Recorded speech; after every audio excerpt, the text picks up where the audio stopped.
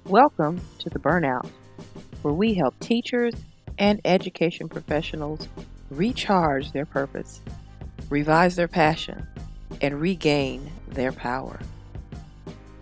The show where we tackle the problems in education, one solution at a time. I'm your host, Kendria Johnson, and we look forward to helping you beat the burnout. All right, and welcome to another episode of The Burnout. I am your host, Kendria Johnson. I am your teacher coach. I make good teachers great by bringing them out of burnout back into a balanced life. And on The Burnout, we talk about the problems in education. We talk about the problems and try to figure out how can we as educators fix some of the problems in our environment. And we talk about that one solution at a time. Today's guest, I have Mr. CoreyDron.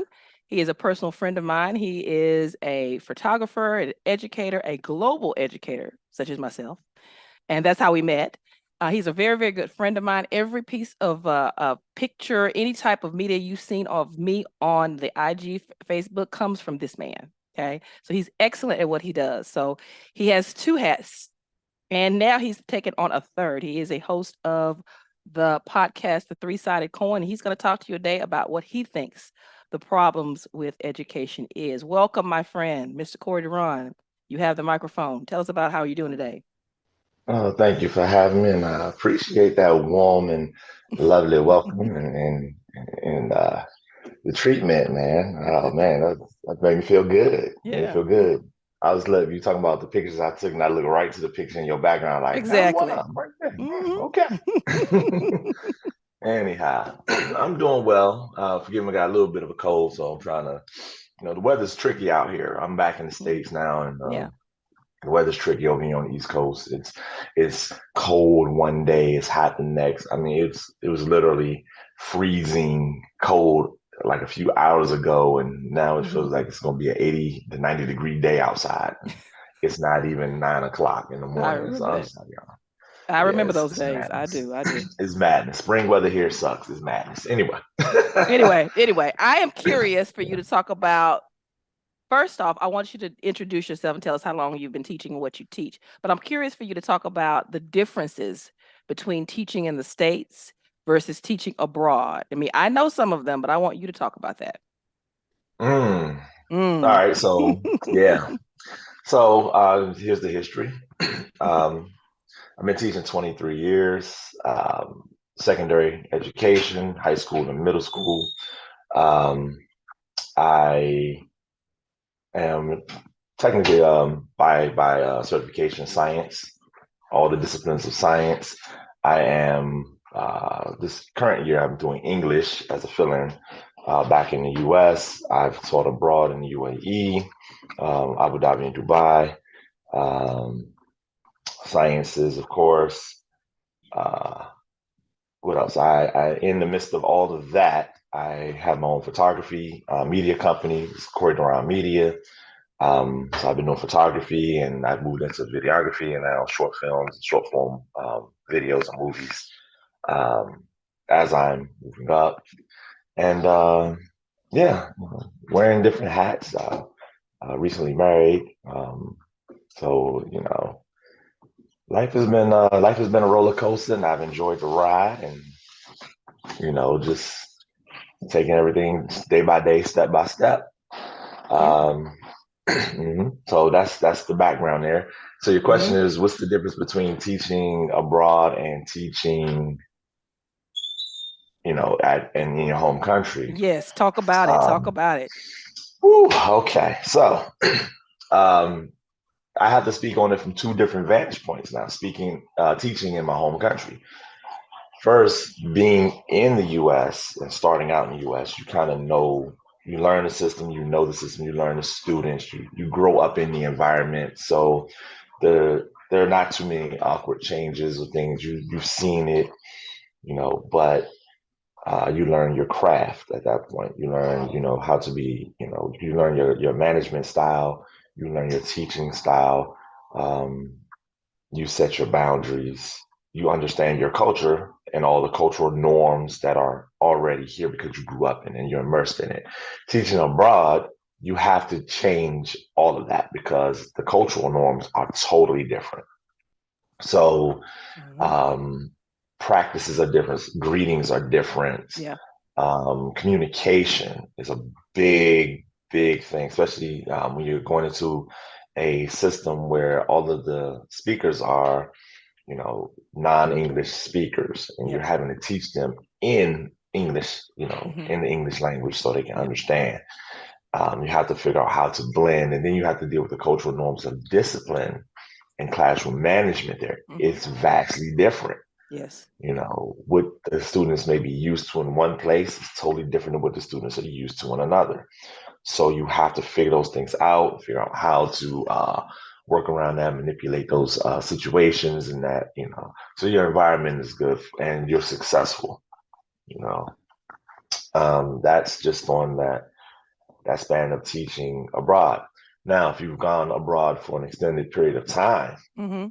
like for me, I was overseas 7 years teaching, and I've come back and now I'm reacclimating myself to a whole new environment, even being back in the States. So I'm familiar with it, but it's totally different.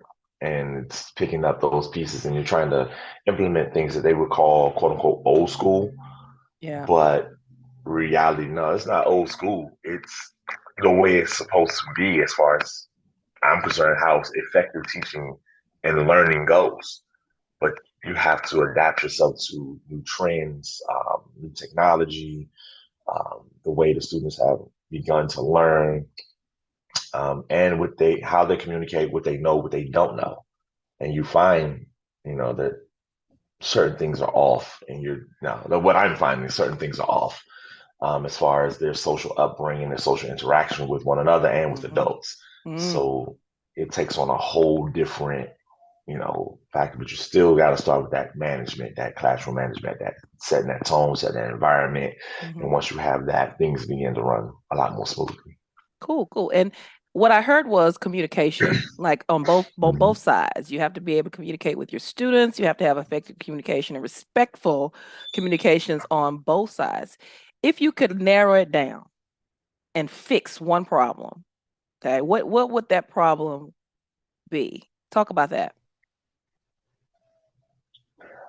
If I can narrow it down, man, because it's not just it's like compounding problems. It's like having the Jenga blocks set up.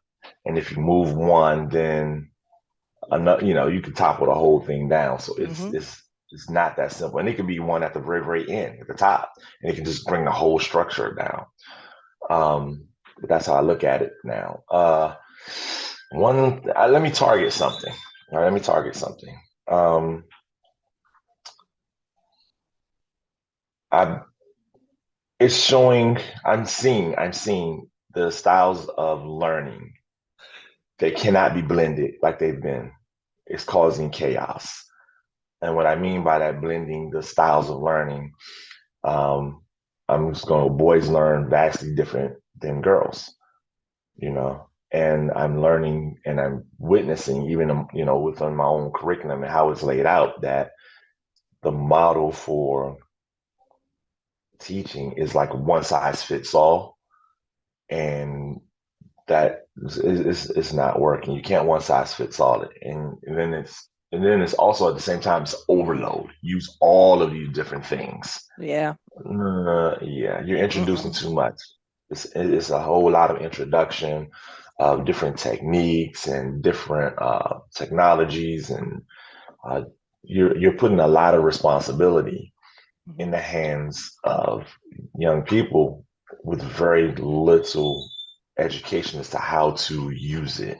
Mm. So it, I mean, they know how to use a cell phone, but they don't know how to use a cell phone. Yeah. They know how to use it to access videos. They know how to use it to send messages back and forth, but they don't Cheat. understand Cheat. communication. They don't understand how to communicate with one another. Yes. So they don't understand what tone is. They don't understand what how rhetoric works. Um, a lot of them don't understand how to spell. So literacy is a big thing. Like you really can't read stuff if you don't know how to spell it. Phonics. It's pretty. It's a struggle with the phonics. They don't know how to pronounce words. They don't know how to manipulate the letters. Um, and these are like basic things that they should learn at a younger level, but they're hit with so much information. Everybody wants to have a baby genius. Yeah. Well, it doesn't work like that. And then So, at a yeah. certain point, the minds begin to gravitate stronger to methods of learning and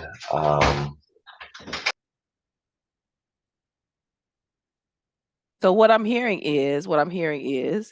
is that excuse some me. technology, even though good, kind of is ruining some of the literacy, the basic fundamentals. You said something earlier about, Oh, just the absolutely. basics are not being, Yeah. one size fits all does not fit anymore. And technology, although we need it and it's very helpful to us, but we have a different upbringing. We have a different background. So Well, I you can got to use remember it. our generation created that technology that's being used in overuse today. It's, Yeah, it's being overuse. relied upon. It has become a crutch. Yeah. Now you're seeing social development issues when students are literally losing their minds if they don't have that phone in their hand, that iPad in their hand. They're literally freaking out because Yeah. they haven't been taught how to rely on their brain Yeah. without this crutch. Hmm. Um, so it's kind of become a detriment. It can be useful, Hmm. but it has definitely dumbed down the senses, and that's the best way I'm going to say it. Um, No, be free, be free. Say what you mean. Say what you mean. Because yeah, it's let's definitely just dumbed down say the senses. exactly. So let's say that a year from now, someone in a higher position sees this, and okay, Mr. CoreyDron, what is the solution then? What is your solution? What would be the perfect classroom or way to fix this dependence on technology that we seem to have so much? Well, in order to fix this thing, we have to go back to the stuff when they're little. What do we use to facilitate creativity? What are we using to facilitate motor skills? What are we using to facilitate critical thinking? That starts when they're little. How to exercise choice and learning a voice. It starts when they're little. From age 2 to 4, you start developing those skills and those things, and then you build on top of that. But that foundation isn't being laid out as well. Um, too many you see too many little kids, 2 to 4 to 6, walking around with iPads, iPhones, looking at little cartoons and Baby Shark that learn their lessons and the third, but there's no interaction with the adults as far as sitting down and going over it with them and teaching them and showing them how. Like and the climate is so toxic. Like right now, it's a hostile climate. It's a hostile climate. If you ask someone, you know, when's the last time you read a book to your child? They don't just answer a question; they get offended as if you're attacking them. So I'm looking at, like the adult society. Like, okay, that's not an attack on you. It's just a question to see what can we do to put these kids in a better situation. But like I say, it's a hostile environment, especially here in the States. It's a very hostile environment. Everything has become a slight or a dig after someone, and it's not meant to be, but that's my experience, and that's what I'm finding. People don't want to interact with parents as much. Mm-mm. You either feel like you're failing, or you're either you feel like you're failing, Mm-hmm. or you feel like you're failing. You want to blame somebody else for the failure, Yes, yes, yes. and And that's then I just if my experience with back home was I felt like I was raising parents. I felt like I was teaching parents how to be parents. And I'm like, that's not part of this discussion. We're supposed to be coming together as adults to come up with solutions for the children. And the parents act more like the kids than the kids. Because the kids are supposed to be immature and disrespectful. That's just them going through a phase. But the grown-ups were just as bad as the kids, if not worse. If I remember it correctly. So as we wrap up, Mr. Corey, tell us more about your business and how people can get in contact with you and what you do when you're not teaching. And then we'll close uh, with that. all right. Well, we do. Well, first, Three-Sided Coin. That's the podcast we've launched. And that's a podcast we have these topics and these discussions. We don't just do the relationship conversations. We do mental health conversations. We do social upbringing conversations. We do um, political conversations, financial conversations. We talk about it all, but the point of the three-sided coin is to look at your situation, not just from your own vantage point, but be able to flip your coin over to the other side so you can see what's happening from the outside in. And then the third side of the coin, which people don't seem, they're learning it, is to find that balance between the two sides and what factors bring one side to the other. And it's unlimited factors. It's an unlimited amount of factors. So you can be engaged in a dispute with someone and not realize that both of you are right, and at the same time, both of you are wrong. But you can't see it because you're too busy looking from your own one-sided lens, and you can't ever find the truth. So, yeah. So three-sided coin, we talk about, various topics. We shoot randomly because we like to look at full situations pan all the way out.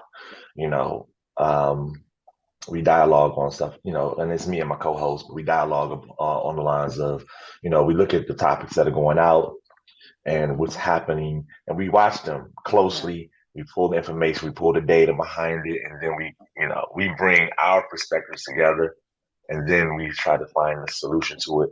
Because most of the time, it's just we're gonna talk about the problem, we're gonna talk about the problem, we're gonna talk about the problem. But Yep, let's talk about some solutions. Let's that's talk about me. application, It's me. application of solutions. So that's the Mhm. three-sided coin. That's the one thing that we try to do. Hopefully, we can get to that. In the last few episodes we've done, we've had some great response. And, go from there. Mhm. I'm also a head of CoreyDronMedia, Mhm. CEO, founder, CEO of CoreyDronMedia. Mhm. Um, and we do, we host as a part of that umbrella, the three-sided coin is there. Then Mhm. there's CoreyDron Photography under that, CoreyDron Cinema, which is also under that as well, Oh, okay. where we do, photographs, which range from mostly portraiture. So it's mostly portraiture, but we do portraits to action shots, sport shots. We deal with people. Boudoir is a part of it. Yes. And we also do the cinema work. We're doing short form videos, short movies, sometimes a documentary here and there. Well, we'll call it a documentary, but sometimes it's a panel discussion here and there Yeah, yeah, yeah. on All various big things media. topics. So, Okay, yeah, people, y'all listen to we this. cover it all. All things media. You get your photography, you get your videos, you can make a movie, Hmm. you can do anything you need with this man. And he is Oh, founder and yes. CEO. So, he everything goes through him. So that Yeah. I heard some really good things about the three-sided coin as well, because I've seen a couple of episodes. If you haven't checked it out yet, check it out after this one. I have no problem sharing It's my on my stage. YouTube. Yes. It is It's on thought YouTube. provoking. I mean, I had to call him after one of them. I'm like, yeah, that's me. Seriously, Uh, because it makes you think. And I think that's the purpose of it, right? So it makes you think. As I want mine to do, yours is mhm. already doing. So it makes you Oh, think. thank you. Yeah, I appreciate that. So that's gonna do it Oh, for and, us. and trust You have you anything will be else? definitely on that platform. You will definitely be a part of that platform. So I'm looking forward to having you. Okay, okay. Well, I'm definitely looking forward to this is having on you. tape. This is on tape. So I got this recorded. So No, you gotta will hold be you to there. that. Oh, look, you'll be there in the next couple of weeks. So All right, all right, all we're going some transition at the moment, but you would right. definitely be there. Three-sided coin, and you would definitely be a guest spot on there. Okay, and as we wrap up, Absolutely. is there anything else you want to just share with the audience before we wrap up? No, this is where you can reach me at Yep. www.CoreyDronMedia. It's all Mm-hmm. one word, CoreyDronMedia.com. You'll find my website, which will show you the media side, Mm-hmm. photography, videography things. Three-sided coin podcast, which is on YouTube, Mm-hmm. and we're uploading episodes to YouTube. We do tape, we do some small edits, but it is a very raw and uncut. And you can find me on Instagram also as Corey Duran Media, Mm-hmm. COREYD apostrophe RON, but there's no apostrophe.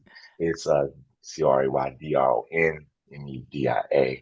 Don't worry, I'll have Instagram. all of his All right. information in this Yeah. podcast, So you especially put him all of on. that be there. That's You could right. be able to click his links and everything. But I wanted him to say it because sometimes we don't listen. So if you're Hey, listening, I you appreciate it. listen and see, then you'll have the Mhm. information. All right, that's going to wrap it up for us. I appreciate you coming on today, and as a friend and as a colleague and as, you know, a fellow podcaster. But that's going to do it for us today. Make Thank you sure for that having me. if you like what you see and like what you hear, make sure you hit that subscribe button and like us and make comments as well. Even if they're not, you know, the greatest, I still listen to them. And remember, now the Burnout podcast is to help teachers recharge their purpose and to revive their passion and regain the power in their position. That's going to do it for me. See y'all next time.